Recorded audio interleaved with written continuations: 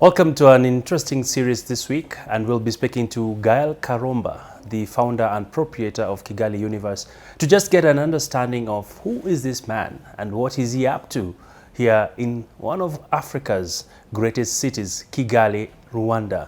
Welcome to the show, Coach Gael. Thank you for having me. Begin by you telling us who you are, where you grew up, and what's your inspiration really? Wow, okay. How long do you have? Okay, so who's Coach Gael? So my name is Gael Karomba, and I'm a married man. I'm 36. I have a beautiful wife and two kids, two little ones, two boys, 7 and 3. I've been born in Burundi. I'm Rwandese, but I've been born in Burundi, moved around a couple times, came back to Rwanda towards 94 and 94. And then after that, I did my primary school here and high school. Then after I went to India, where I did my college and master's degree in mathematics. And then after that, I moved to the US, where I worked, and then I also started my business. And then 3 years ago, I decided, like so many other diasporas, to be like, you know what? Let me go back and see what we can do in our continent, in our great country of Rwanda. Yeah, I think that's me, in a nutshell. Awesome. And Coach Gael, you have not only been an inspiration to many Rwandans, but also East Africans. Right. You are running one of the most successful outfits here in the country. Tell us more about your journey towards setting this up, and of course, what's the future game plan? Okay, so when I was in the US, like so many other immigrants, when they go to the US or in other Western countries, Europe or US, we go just for, let's see how we can make money. As like other diaspora, I work 3-4 jobs, try to save, try to make a living. But then I was so fortunate and so lucky and blessed to be able to start a business that grew. But then I was like, why am I here? After all these years, let me just go back. Because as Rwandans, but also in my family, we were raised to be patriots. We really had that love for our continent, for our country.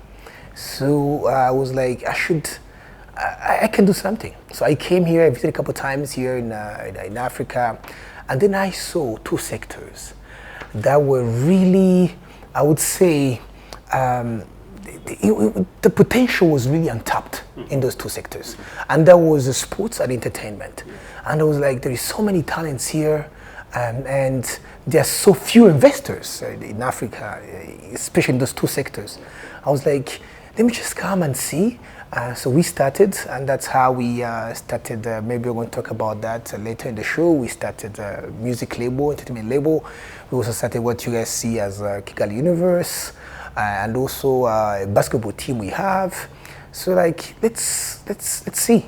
So now it's been 2.5 years into that journey, and we're already seeing impact. We're already seeing impact. We are seeing people's lives being changed, talents being recognized.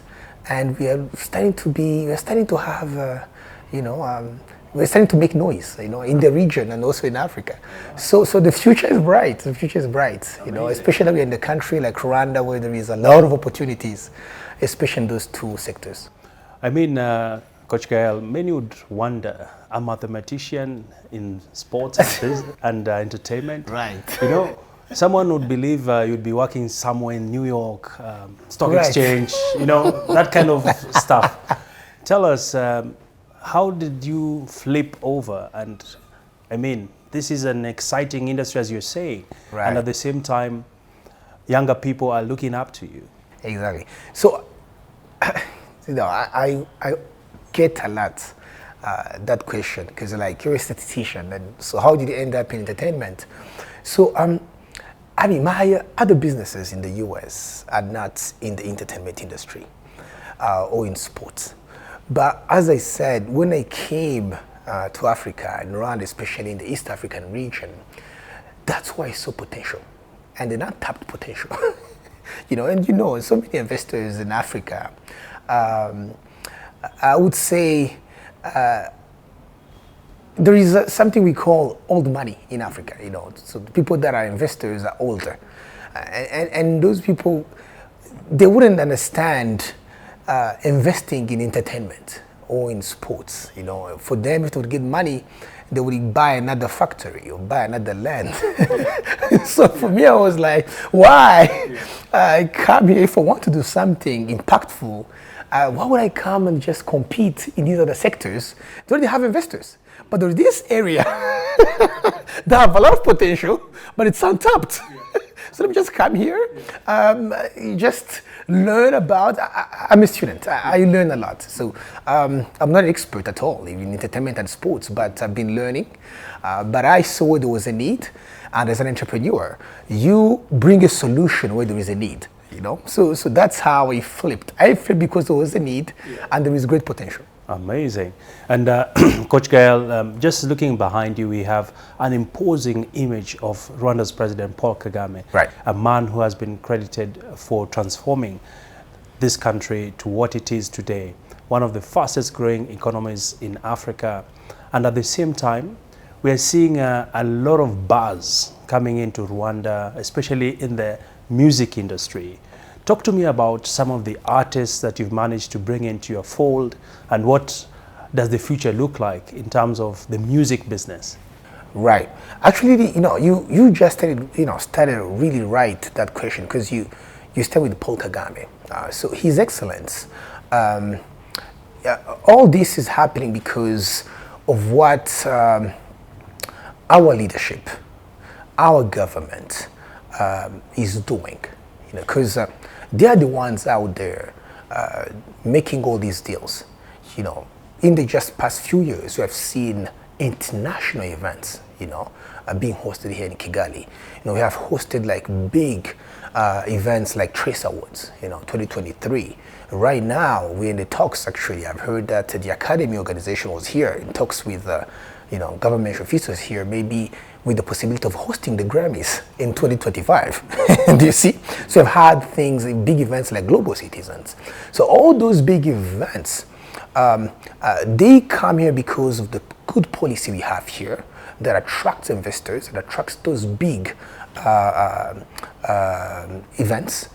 And that brings a lot of attention and media exposures, but also great connections with people that come here. I can't forget when we hosted here at Kigali Universe. We hosted one of the biggest events that happened in the BL week.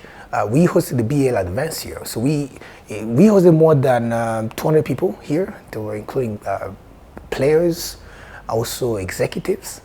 But the connection that I got from that event are still working for me even until now.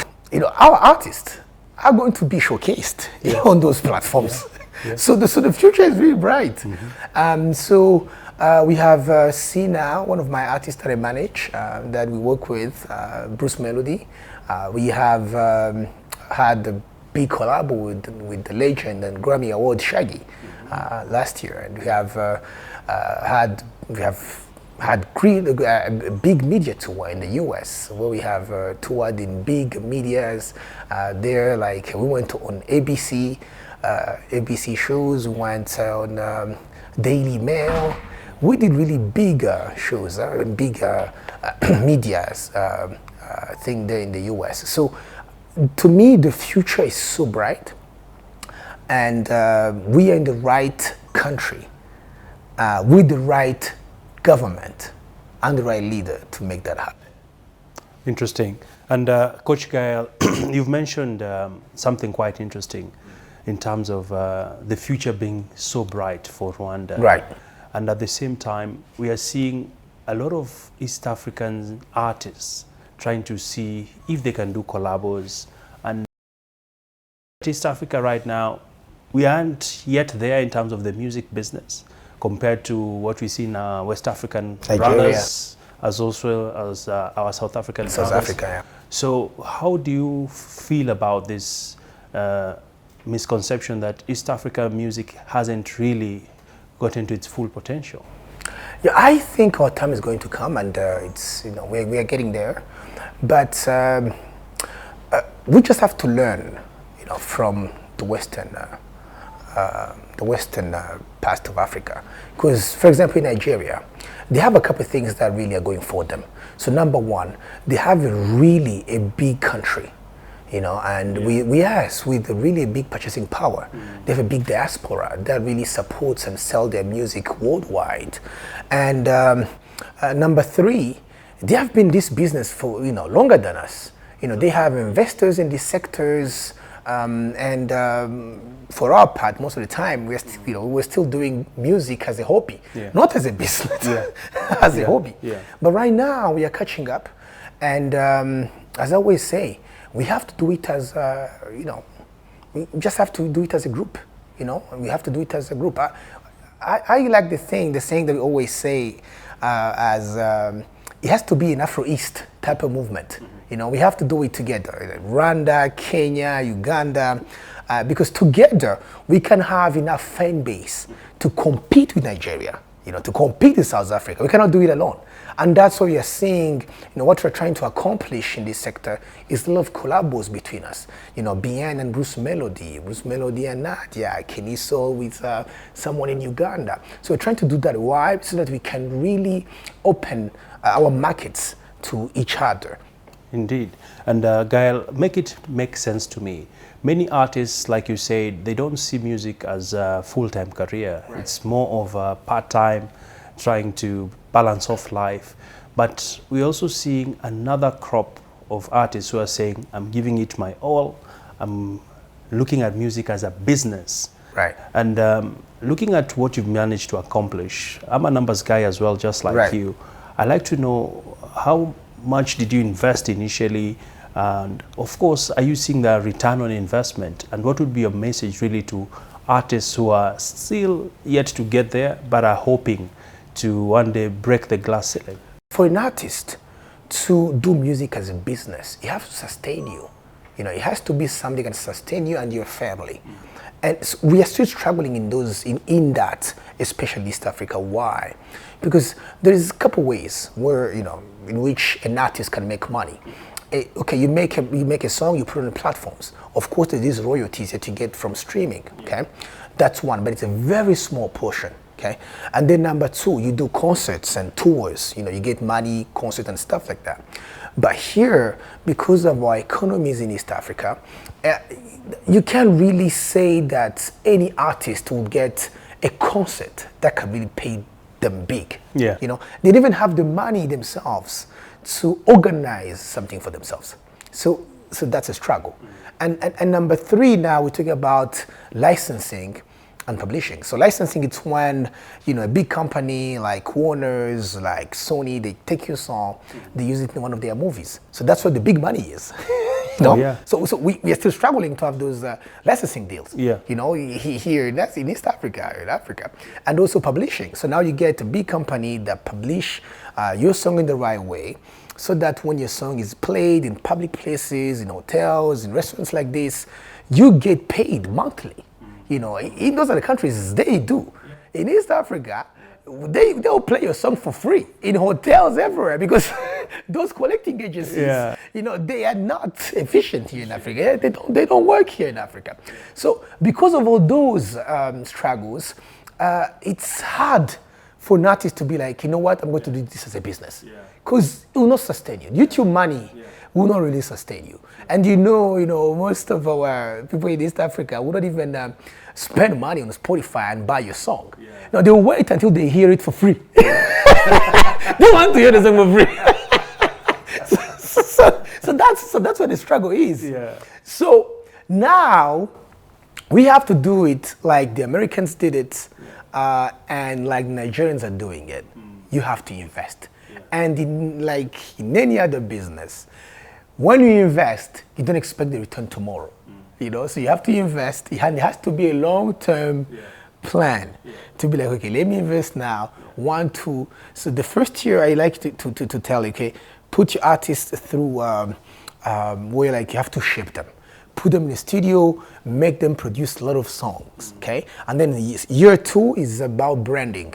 Branding requires a lot of money because you have to make sure that the artists drive an expensive car. They look fancy. They have a team. All that it's investing before you even get a return. Have you seen like any Nigerian artist passing by? No.